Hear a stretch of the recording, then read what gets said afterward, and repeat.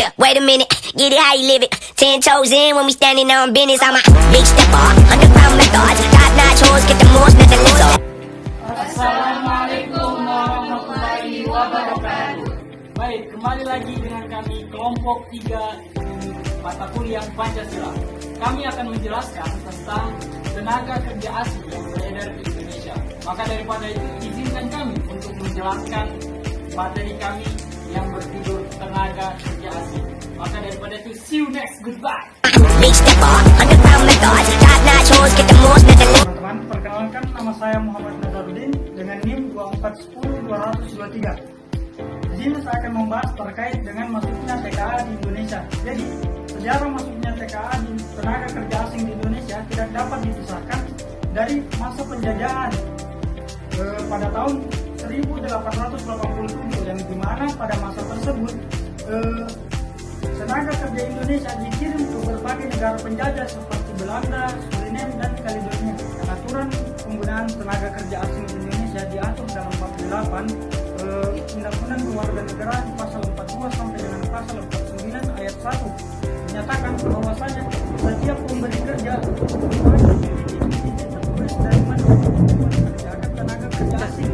Nah, TKA adalah warga negara asing yang memiliki visa dengan tujuan bekerja di Indonesia, dan tenaga kerja asing ini wajib memiliki KITAS atau ITAS, izin tinggal yang disponsori oleh perusahaan yang terdaftar di Indonesia. Baik, perkenalkan nama saya Muhammad Zaki dengan NIM nomor induk mahasiswa 2410213. Saya akan memaparkan sebuah contoh yang berada sekarang di Kabupaten Morowali, terletak di Provinsi Sulawesi Tengah. Itu dapat kita mengambil contoh tenaga kerja asing yang telah beredaran di Kabupaten Morowali. Membahas dengan Kabupaten Morowali, maka di dalam Kabupaten Morowali ada yang namanya Kecamatan Bahodok. Kecamatan Bahodok, di sana terdapat sebuah perusahaan yang bernama IMIP. Kepanjangan dari IMIP adalah Industrial Morowali Indonesian Farm.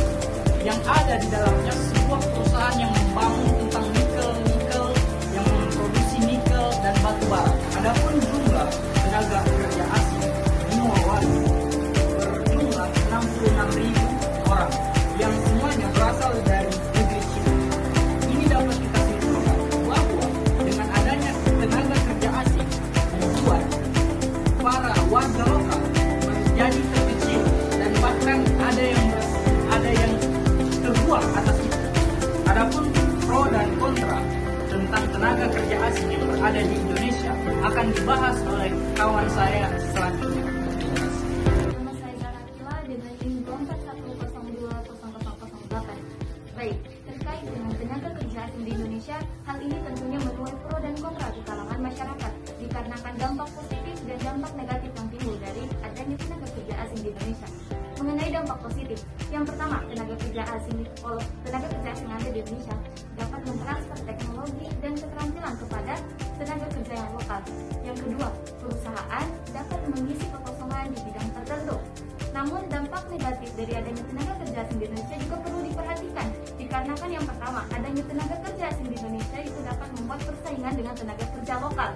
Kemudian yang kedua, tentu hal ini membuat lapangan pekerjaan tenaga kerja lokal di Indonesia itu semakin berkurang, sehingga membuat banyaknya pengangguran yang terdapat di Indonesia. Oleh karena itu, hal ini harusnya bisa menjadi perhatian pemerintah terkait dengan hal ini. Diharapkan pemerintah dapat lebih memperhatikan dan memberikan solusi yang terbaik. Saya atas nama Zahra Aulia dengan NIM 2410218. Jadi ada solusi untuk TKA di Indonesia. Yang pertama, mengatur penggunaan TKA dengan ketat. Jadi pemerintah dapat memperketat peraturan mengenai jabatan yang dapat diduduki. Dan yang kedua, mengawasi TKA. Pemerintah dapat melakukan pengawasan terhadap TKA yang bekerja di Indonesia agar tidak penyalahgunaan izin.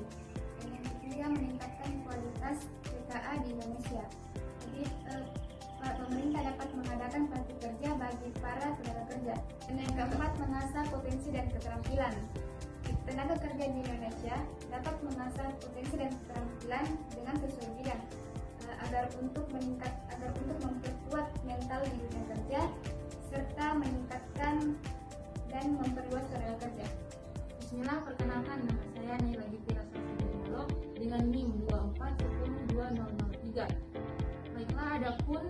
terkait tenaga kerja asing di Indonesia antara lain yang pertama peningkatan keterampilan.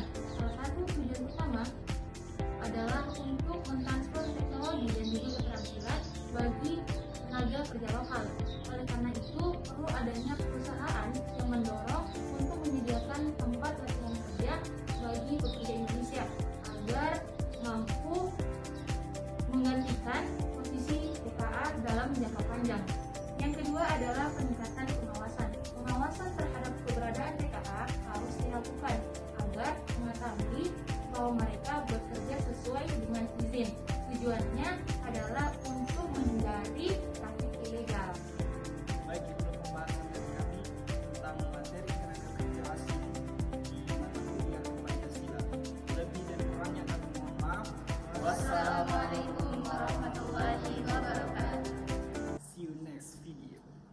Business, I'm a big stepper, underground methods.